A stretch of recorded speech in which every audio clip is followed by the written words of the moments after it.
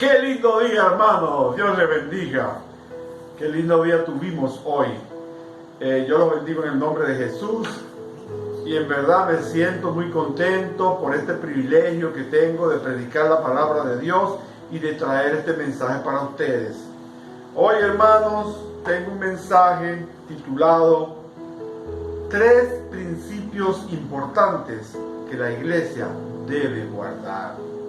Pero antes de nosotros comenzar a entrar en el tema, hermano, yo quiero contarles un pequeño chiste para motivarlo, para llamar la atención de ustedes. Ustedes saben que en toda iglesia hay siempre personas mayores. Y a veces quienes más se quedan dormidos en la iglesia son las personas mayores. Y resulta que una vez había una señora, esto puede ocurrir en cualquier iglesia, una señora vino con esa somnolencia y escuchando la prédica del pastor, empezó a quedarse dormida y a cabecear hacia adelante.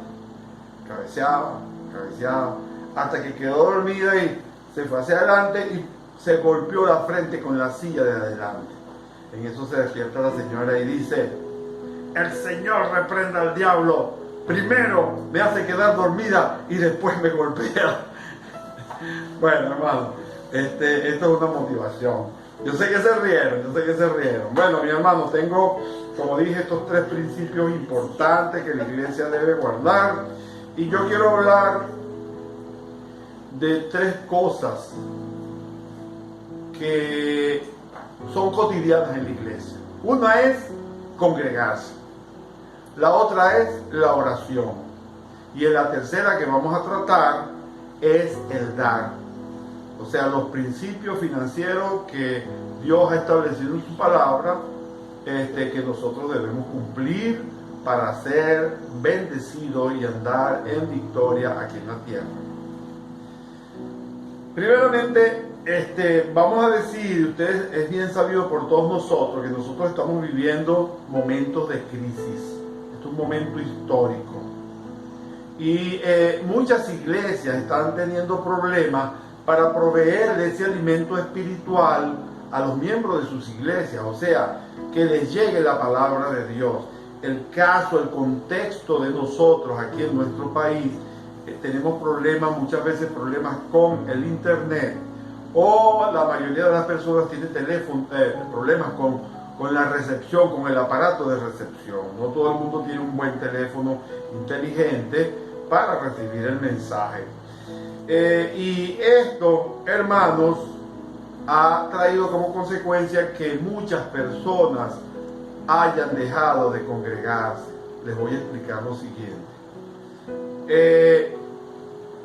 El hecho de que estemos en cuarentena no quiere decir que no nos vamos a congregar. ¿Por qué? Porque hoy en día la tecnología nos permite unirnos digitalmente. En segundo lugar, la oración. Muchas personas también han dejado de orar. Tal vez el contacto directo con las otras personas o una falta de discipulado, de que su discipulador le pregunte y ella le rinda cuenta de su vida emocional. Tal vez esa situación haya estado influenciando en esa área. Y la tercera es el dar, y voy a tocar algunos pocos puntos al respecto, pero son 3 cosas que son demasiado importantes para nuestra iglesia. Es más, yo quiero ahora dar la palabra base de esta predicación, y que está en Hebreos capítulo 10, en su versículo 23 al 25. Dice así la palabra de Dios, en el nombre del Padre, del Hijo y del Espíritu Santo. Mantengámonos firmes, sin fluctuar, la profesión de nuestra fe, que fiel es el que prometió. Y considerémonos unos a otros para provocarnos el amor y a las buenas obras, no dejando nuestra congregación como algunos tienen por costumbre, sino exhortándonos unos a otros, y tanto más cuanto veis que aquel día se acerca. en este particular quisiera que sustituyéramos en el versículo 25 la palabra no dejando nuestra congregación por no dejar de congregarnos, como algunos tienen por costumbre. Es una expresión que generalmente utilizamos. Voy a hablarles desde ese punto de vista, y es desde el punto de vista espiritual, y voy a hablarles a la congregación, a los miembros de la congregación, porque yo sé que en este entorno, en este lugar donde ustedes están recibiendo este mensaje, tal vez haya personas invitadas, vecinos, amigos, que a lo mejor no han recibido al Señor y no conocen, no tienen conocimiento de la palabra, pero están recibiendo esta palabra que yo estoy dando hoy. Y desde ese punto de vista, estamos, como dije ya anteriormente, viviendo tiempos de crisis. Es necesario esforzarnos y ser valientes para mantenernos avivados y unidos en un mismo espíritu por medio de la adoración, la oración y el estudio y práctica de la palabra. Y hermano, y esto lo logramos a través de la reunión, a través de la congregación. Debemos congregarnos, debemos reunirnos. Yo siempre coloco un ejemplo, ¿verdad?, de que si nosotros tenemos un cuerpo, en este caso yo me refiero al cuerpo de Cristo, y del cuerpo sacamos un miembro, despegamos un dedo y lo tiramos en un rincón, lo separamos del cuerpo. Ustedes saben qué le va a pasar a ese dedo, ¿verdad? Ese dedo se va a podrir, claro, es carne, es materia. Asimismo, en sentido figurado, pudiese pasar con alguna persona que es miembro del cuerpo de Cristo y se aparta del cuerpo de Cristo. Lo más seguro es que la tiniebla lo envuelva, hermano.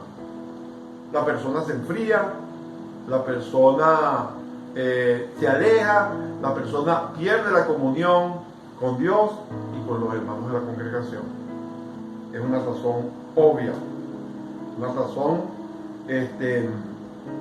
que nosotros debemos cuidar este principio, que es el principio de congregarnos. ¿Por qué debemos congregarnos?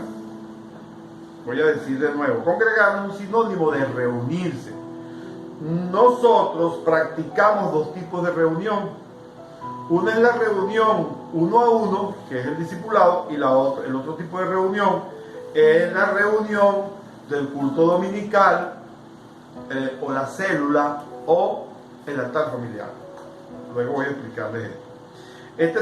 Este principio se refiere a que no debemos dejar de discipularnos y tampoco debemos dejar de reunirnos en célula, altar familiar o como mínimo un grupo de oración.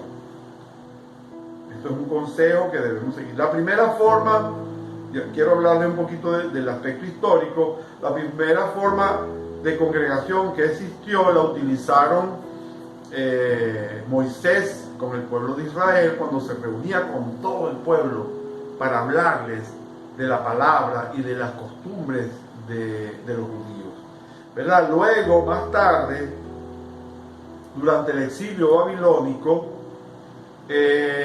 los israelitas, los judíos, comenzaron a reunirse en las sinagogas con la finalidad de leer la Torá y mantener unido al pueblo en sus leyes, en su Antiguo Testamento. Luego de la muerte de Jesús, la iglesia se reunió en pequeños grupos en las casas de los cristianos, principalmente debido a la persecución, porque los andaban persiguiendo para juzgarlos y matarlos. Entonces nosotros hoy en día sabemos que nosotros nos reunimos con un propósito. El propósito es para adorar, para glorificar el nombre del Señor. Debemos actuar con sabiduría. Debemos actuar con sabiduría porque hoy en día existen restricciones sanitarias que debemos cumplir para evitar el contagio con el virus COVID-19. Si las condiciones lo permiten, nosotros debemos continuar reuniéndonos en célula. Si no es posible reunirnos en célula por el riesgo de contaminarse, Hermanos, nosotros podemos reunirnos y debemos reunirnos en altar familiar dentro del núcleo familiar. Nosotros como familia nos reunimos en ausencia de personas extrañas. Esto sí es el caso, que haya un alto porcentaje de contaminación o haya personas que tengan alto riesgo de ser contaminadas. Por lo tanto, es necesario reunirse en altares familiares, si es el caso en la intimidad familiar. O como mínimo, hermano, si usted no ha practicado nunca un altar familiar y no puede ir a su célula, usted se queda en su casa con su familia y ora por las necesidades de la casa, ora por las necesidades de la iglesia y ora por las necesidades de su país. ¿Cuáles son las consecuencias de no congregarse? Ya lo mencioné hace rato con un ejemplo. Enfriamiento espiritual, la perseverancia se ve comprometida y lo peor es la tendencia a desviarse o distanciarse de la congregación, tanto de Dios como de los miembros de la iglesia. Nos separamos de los hermanos. Entonces, esta es una de las razones que nosotros debemos cuidar. Para finalizar esta parte, debemos congregarnos, debemos discipularnos. De lo contrario, perderíamos el vínculo espiritual de la comunión con Dios y con los hermanos de la congregación. El siguiente punto al cual yo voy a referirme es a la oración. Hermanos, yo quiero felicitar a la iglesia de La Paz de Maturín. Hermanos, por ese esfuerzo que están haciendo para orar. Ese es nuestro principal trabajo. Esa es la principal función de un cristiano, orar. Esa es la primera arma espiritual con la que nosotros tenemos, o con la cual nosotros tenemos, para vencer la fuerza de las tinieblas, hermanos. Nuestra iglesia está orando más que nunca. Las áreas o colores, a ellos les fue dada la responsabilidad de orar cada día. Estamos orando los 5 días de la semana en la torre de oración. Oramos por 24 horas, desde las 12 de la noche hasta las 11 o 12 de la noche del siguiente día. Entonces, yo los felicito, ¿verdad? Tenemos un equipo de intercesión también que ora todos los días a partir de las 3 de la tarde, y en la noche otro grupo que ora a partir de las 9 de la noche. Este grupo tiene como función orar por aquellos casos que necesitan ruego y son los casos más difíciles de oración. También hemos alcanzado el objetivo de hacer vigilias, cumplir con las vigilias los días viernes en la noche. Cada uno de los colores tiene la responsabilidad de hacer una vigilia en diferentes viernes, en orden. Hay un cronograma establecido, y el primer viernes de cada mes le corresponde a toda la iglesia, la llamamos Noche de Gloria. Ya muchos de ustedes saben.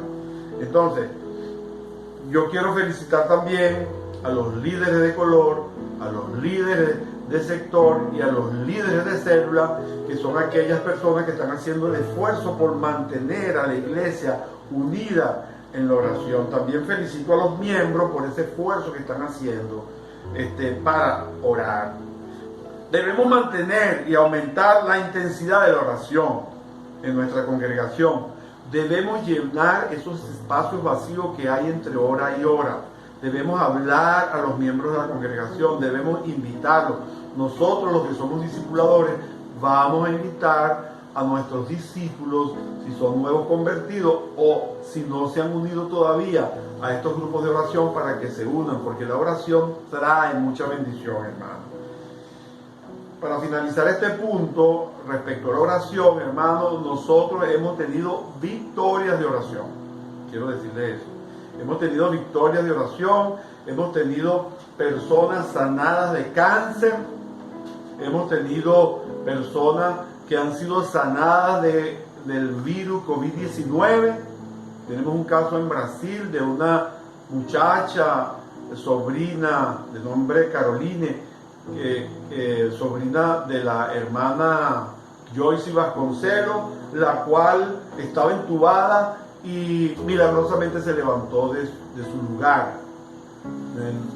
Yo sé que no solo nosotros estábamos orando por ella, pero la suma de todas las oraciones nosotros podemos considerar que fueron las oraciones que hizo la iglesia de Maturín, la iglesia obadista, que levantaron a esa muchacha de ese lecho de enfermedad. Son milagros y damos la gloria y la honra a nuestro Dios Todopoderoso. Ahora, hermanos, vamos a hablar del principio de dar. Dar es un principio.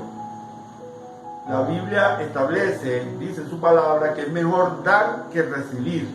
También dice que muchas personas no dan, es mejor dar que recibir. También dice la palabra que cuando tú das, tú recibes. O sea que es mejor dar, porque cuando tú das, el principio dice que recibe, y tenlo por seguro que por la fe tú vas a recibir. Dios ama también al dador alegre. Eso está en 2 Corintios, capítulo 9, versículo 7. También nosotros los cristianos decimos que Dios no necesita nuestro dinero, pero nosotros sí necesitamos darle a Dios para ser bendecidos. ¿Por qué? Por la palabra. Por la palabra. Nosotros creemos en las promesas que Dios establece en su palabra. Yo quisiera comentarles un caso, y hay varios casos, pero quería referirme a uno en particular, de un personaje histórico, empresarial, llamado William Colgate. ¿Me suena el apellido? Colgate. La mayoría de nosotros aquí utilizamos diariamente una pasta dental llamada Colgate. Bueno, ese señor William Colgate era cristiano y él debe su prosperidad,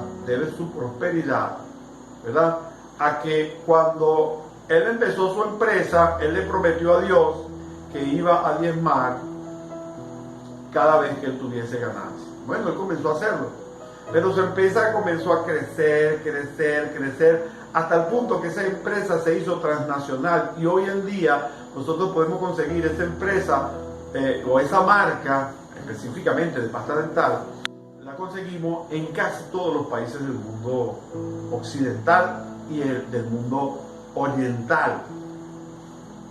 Y quiero decirles una cosa, que esa persona, en la medida que fue creciendo su fortuna como empresario, empezó dando el 10, después daba el 20, después daba el 30, después daba el 40, hasta que llegó al 90%.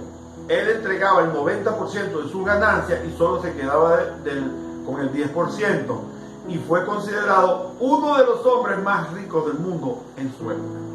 Entonces, esto es nada más para ilustrarle lo que puede hacer, las bendiciones de las cuales tú te puedes hacer acreedor o recibir por la fe y por la palabra. Puedes recibir esas bendiciones por ser obediente con la palabra de Dios. Nosotros no somos una iglesia que predica prosperidad, pero predicamos la sana doctrina. Nosotros creemos en las promesas que dicen en la palabra. Por ejemplo, en el principio del diezmo dice que llevemos todos nuestros diezmos al alfolí. En aquella época ya hablaban del alfolí, eran a los receptorios que tenían los levitas, ¿verdad? Y recibían a veces los animales y el dinero, o el diezmo en forma de dinero.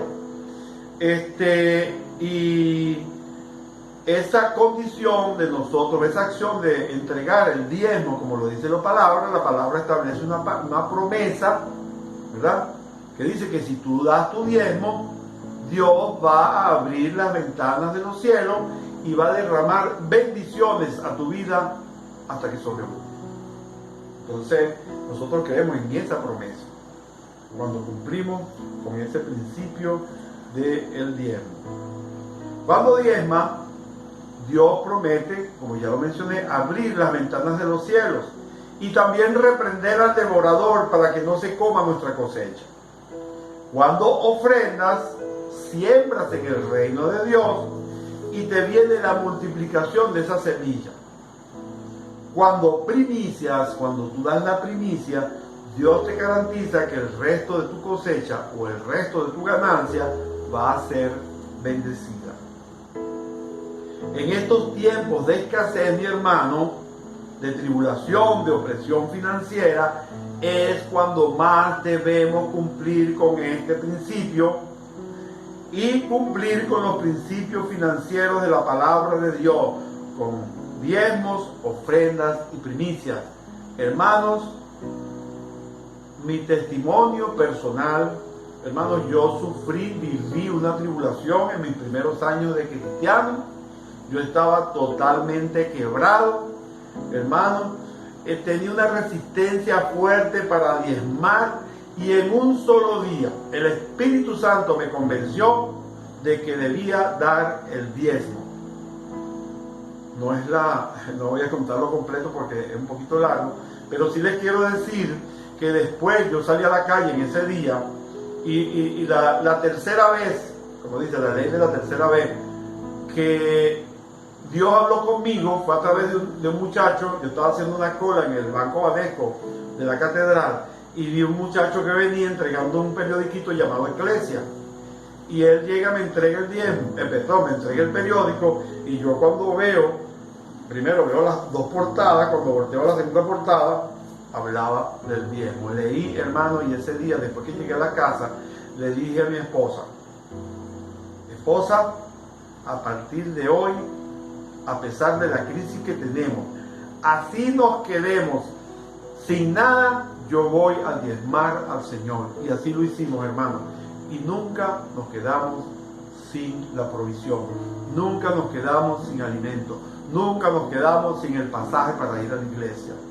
Y a partir de ahí, hermanos, nosotros comenzamos a ser bendecidos y andar en victoria desde el punto de vista financiero.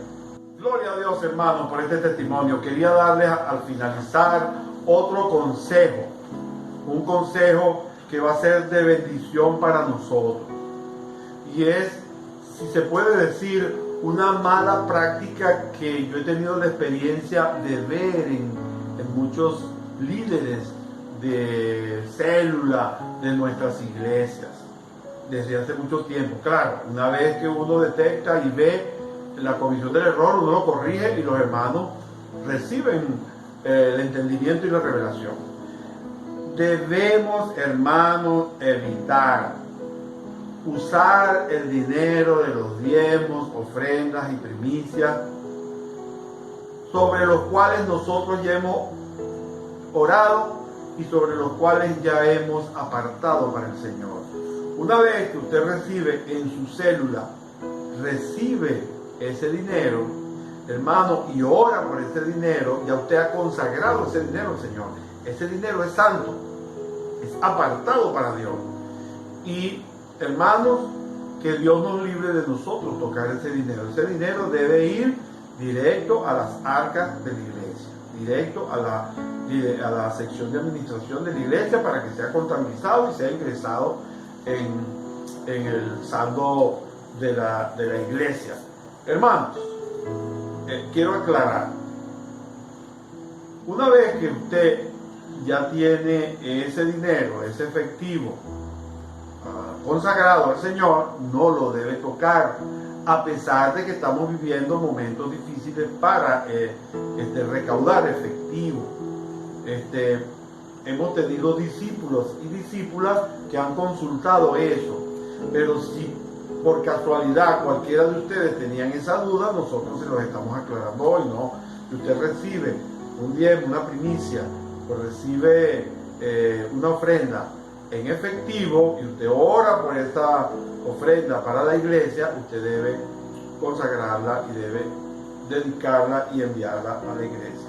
Bueno, mis hermanos, yo los bendigo en el nombre de Jesús y yo oro, hermanos, por ustedes para que ustedes reciban esta palabra de su espíritu, que sea regada con sus oraciones en el nombre de Jesús y también que sean prosperados, que esta palabra que hoy nosotros recibimos con relación a la revelación de congregarnos, a la revelación del esfuerzo que tenemos que hacer nosotros para orar y también para dar, hermanos, ustedes reciban eso en el Espíritu y se les revele en el nombre poderoso de Jesús.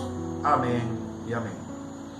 Ahora a continuación, hermanos, yo quisiera dar una palabra de Dios para ustedes antes de hacer el llamado, que dice así.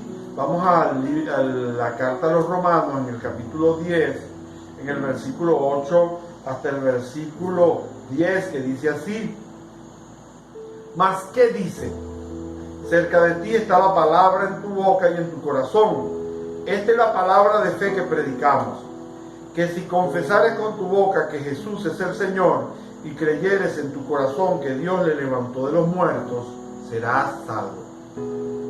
Porque con el corazón se cree para justicia y con la boca se confiesa para salvación.